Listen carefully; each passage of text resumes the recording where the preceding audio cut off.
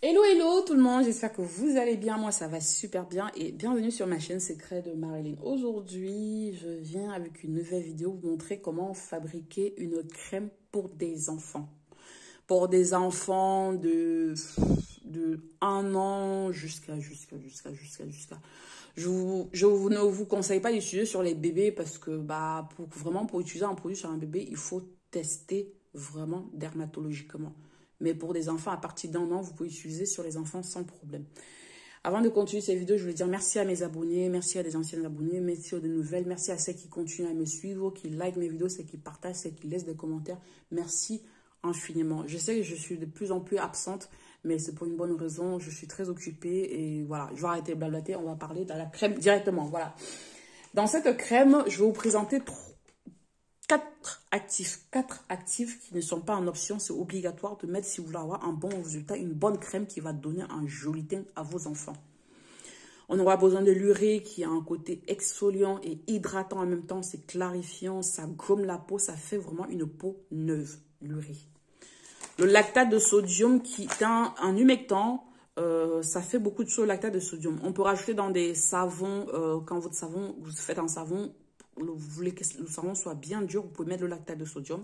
Je vous démontrerai dans des vidéos que je ferai des savons parce que je vais en faire des savons pour vous montrer comment fabriquer les savons. Vous verrez.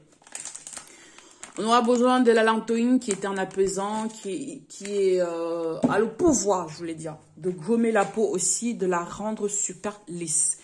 Et par la suite, on aura besoin de la camomille qui est un apaisant qui va se coupler avec la lantoïne. Ça va donner un côté super apaisant à la crème et régénérant. D'accord? Mon infusion, je l'ai fait là. Vous voyez, j'ai fait comme une espèce de thé. Hein. J'ai fait chauffer l'eau. J'ai mis mon thé, enfin mon sachet de camomille, hein, donc directement. Vous achetez au supermarché. Et puis, tout est joué. Donc là, je vous ai présenté tous les actifs qui vont rentrer dans la formulation. Je vais vous présenter les actifs cosmétiques, mais là, je vais vous présenter les bases.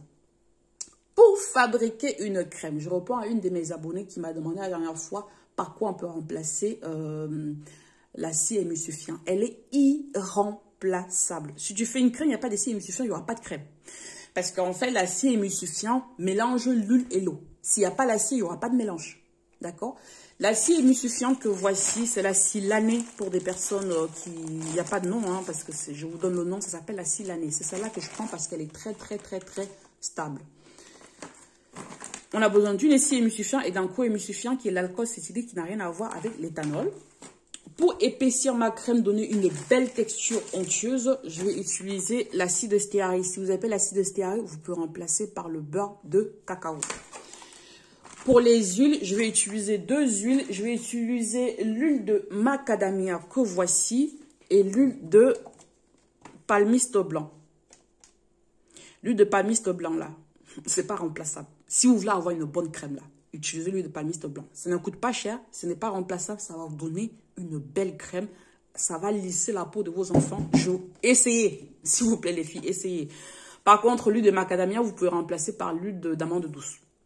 D'accord? Moi, s'il y a l'huile d'amande douce, j'aurais pris l'huile d'amande douce. J'en ai plus, j'utilise l'huile de macadamia, c'est un peu bête parce que ça coûte quand même cher. Mais bon, je vais utiliser ça. Donc là, je vous ai présenté tous les éléments de ma phase huileuse. Maintenant, pour la phase aqueuse, aujourd'hui, j'ai opté pour prendre de l'eau déminéralisée parce que vu que ça va aller sur les enfants, surtout les enfants d'1 an, je préfère vraiment choisir de l'eau déminéralisée. Vous le trouvez en grande surface. Si vous n'avez pas de l'eau déminéralisée, c'est pas trop grave. Vous prenez l'eau en bouteille, mais rassurez-vous, ça soit une bonne eau. Parce qu'il y a une eau que j'ai pris la dernière fois, j'ai été trop dessus parce que ça m'a vite développé ma crème. J'ai pas trop aimé la façon, l'odeur. Donc voilà. La gomme xanthane, la glycérine et normalement, il y a un dernier truc, je ne sais plus ce que c'est. Je pense qu'il y a un dernier truc, je ne vais pas montrer. Voilà, le conservateur. La vitamine E aussi. Donc, c'est tout ce qui va rentrer dans la crème. Là, je vais réaliser en voix off comme d'habitude. Les filles, si vous avez des questions, vous pouvez les poser. Mais de grâce, suivez la vidéo. Si moi, ça me prend 2 heures pour faire une vidéo. Si vous n'avez pas un quart d'heure pour suivre la vidéo, c'est pas très gentil de venir me poser des questions sur des choses que j'ai déjà répondu. C'est très fatigant de fois de se voir en train de répondre aux questions que tu as déjà expliquées sur la vidéo. Mais les filles, encouragez-moi. Je passe du temps à faire des vidéos pour vous partager gratuitement. Mais regardez la vidéo pour réaliser vos produits et écoutez toutes les instructions qui sont données. Je vais aussi profiter pour répondre pour la gomme Zantan. À quoi sert la gomme Zantan dans la crème? J'ai eu cette question-là. C'est un stabilisateur. Quand vous fabriquez vos crèmes, si vous ne mettez pas la gomme Zantan, au bout d'un moment, la crème peut se déphaser. Vous allez avoir 2 phases. Voilà, même en formation, on vous balance les cours au pif-paf, on ne vous explique rien. Voilà, même sur YouTube, gratuitement, je vous l'explique. Je suis passionnée par la cosmétique. Ça ne me gêne pas d'expliquer. Mais maintenant, il y a des choses, quand vous voulez savoir, venez payer une formation. Ne restez pas là toujours à attendre que je vous donne tout. Il y a des choses que je ne vous donnerai pas. Et je pense que je suis très honnête. Je ne fais pas l'hypocrisie. Je vous nous donnerai, mais alors pas. Donc, voilà. Puisque c'est dit, on va passer à la préparation de notre crème. Donc les filles, pour fabriquer notre crème, on aura besoin de 2 phases, comme je l'ai dit tantôt. Là, c'est ma phase aqueuse. Je commence par peser mon infusion de camomille et je viens compléter mon liquide avec mon eau déminéralisée. Les filles, vous n'avez pas l'eau déminéralisée, vous pouvez prendre de l'eau distillée ou de l'eau en bouteille. Mais faites quand même un petit peu attention à l'eau en bouteille parce qu'il y en a, ça développe vite des microbes, je ne sais pourquoi. Voilà. Donc, par la suite, je viens peser de la gomme Zantan que je vais faire dissoudre avec de la glycérine avant de rajouter dans mon eau. Il faudrait qu'à un moment donné, ça rentre. On pèse la gomme Zantan. On vient dissoudre avec la glycérine, d'accord, pour éviter des éventuels grumeaux. Je dis ça, je répète parce qu'il y en a toujours qui me posent la même question. Je ne comprends pas si elles écoutent vraiment la vidéo ou je ne sais quoi. Ou si elles ont la paresse d'écouter, je ne sais pas. Franchement, 2 fois, il y en a qui disent que je suis désagréable, vous vous rendez pas compte de répondre en longueur de journée à une question que vous avez déjà répondu dans une vidéo. C'est fatigant. Les filles, regardez la vidéo, je fais la démonstration devant vous. Donc là, je viens peser la lantoïne, d'accord. Oh, je voulais faire vite, je me suis dit, je vais ouvrir le paquet, je vais mettre comme ça va sortir, mais ça sortait pas du tout. Donc j'ai dû chercher une cuillère pour pouvoir la choper. Donc voilà, je viens peser la lantoïne qui va rentrer dans ma phase aqueuse. La phase aqueuse. Ça va aider aussi mes élèves. Parce que je leur dis la phase aqueuse, la phase huileuse. Au moins là, tu as 2 phases. La phase aqueuse, elle est là. Voilà. Vous savez qu'il y a autre chose à rajouter pour fabriquer une crème professionnelle. Mais là, tout se passe là. Voilà. Par la suite, je vais venir peser mes actifs de la phase huileuse. Je désinfecte mon matériel. Vous voyez, je ne vous ai pas montré, mais là, je fais une petite démonstration. Désinfecter tout avec l'alcool, c'est important. C'est important. On désinfecte bien. Donc, je vais venir peser la cire émulsifiante. La cire émulsifiante, c'est ce qui va émulsionner l'eau et l'huile. Parce que j'ai quelqu'un, je sais, je l'ai dit en introduction, qui m'a dit, mais par quoi on peut remplacer? Elle est irremplaçable. L'alcool s'utilise, c'est un co-émulsifiant. Ça aide la cire émulsifiante à avoir une crème bien émulsionnée et stable. Vous devez jouer beaucoup sur la stabilité de la crème quand vous la fabriquez. La gomme Zantan vient renforcer la stabilité. Voilà.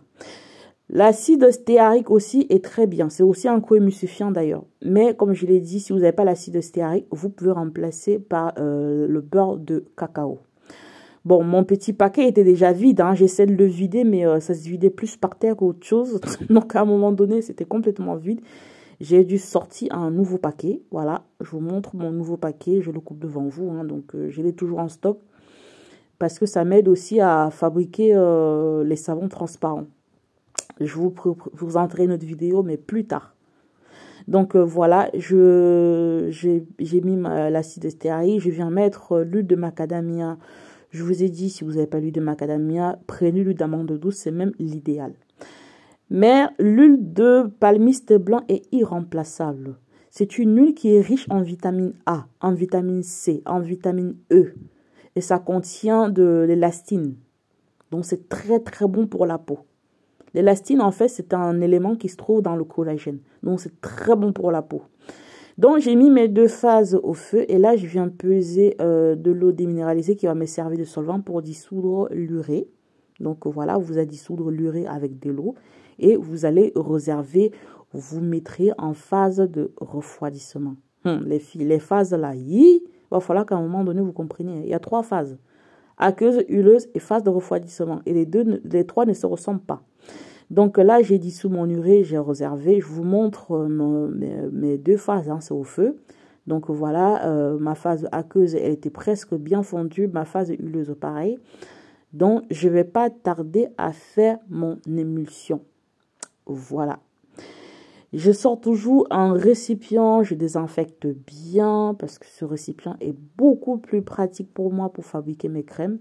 Donc, je fais toujours comme ça. Du tout, quand fabrique une crème qui est qui est 1 kg, je préfère avoir un récipient où je me sens à l'aise pour travailler dedans, quoi. Donc là, je viens renverser mes deux phases, hein, dans mon récipient. Et quand je fais ça, je prends toujours l'habitude de tourner jusqu'à ce que ça commence à blanchir. Parce qu'une fois, je me suis amusée à plonger le mixeur. J'ai commencé à mixer, ça a éclaboussé sur le visage. Ah, c'était pas agréable, hein. Vous voyez, fabriquer les produits, c'est pas si drôle que ça. Des fois, il y a des petits incidents, mais c'est rien de grave. En tout cas, moi, je m'éclate à fabriquer les produits. Donc là, je viens mixer avec un mixeur plongeant. Le batteur électrique aussi est bien, mais c'est juste que le batteur électrique, des fois, ça laisse des bulles. Ça m'agace. Donc, j'aime bien le mixeur plongeant. Ça ne laisse pas de bulles du tout, du tout, du tout. Vous allez mixer pendant minimum 1/4 d'heure. Vous insistez bien. Si vous ne mixez pas bien vos crèmes là, ça va se déphaser aussi. Les filles, si vous vous engagez à fabriquer les produits, faites-le bien. Prenez le temps de bien le faire. Croyez-moi, c'est très agréable quand vous fabriquez vous-même vos produits. Cette base-là, c'est la commande d'une cliente. C'est 1 kg. Elle prend 1 kg pour ses 4 enfants. Elle utilise pendant 2 mois et revient me commander un autre kilo. Je le laisse au prix de gros parce qu'elle aime ça. Elle me dit, depuis que mes enfants utilisent tes crèmes là, elles ont une belle peau.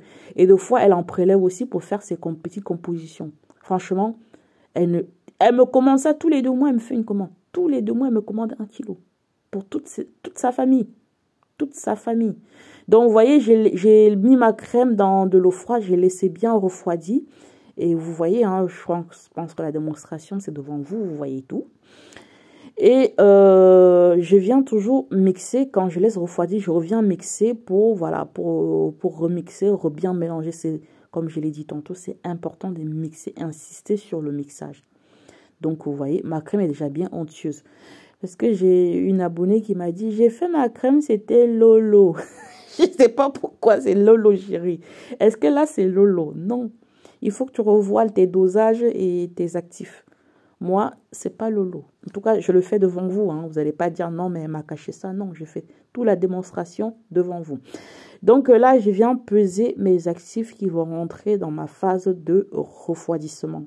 C'est-à-dire la vitamine E, le lactate de sodium et le conservateur. Et je mettrai aussi l'urée. Donc là, je vous montre le lactate de sodium, hein, vous voyez. Je l'ouvre, c'est tellement pratique quand je transvase dans mes récipients là. J'ouvre juste et hop, c'est facile à peser en fait. Et là, c'était mon conservateur. Voilà, c'est mon Germol Plus. Je change de récipient tout le temps, mais c'est toujours le même. Donc, vous voyez, je mets tout dans un seul récipient pour pas m'embêter à mettre à chaque fois, revenir et ainsi de suite.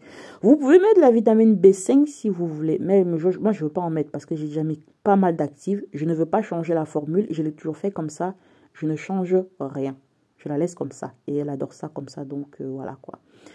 Donc, vous voyez les filles, j'ai mis mes ajouts. Là, je viens renverser mon urée. Je tourne, je tourne, je tourne, je tourne, je tourne, je tourne, je tourne.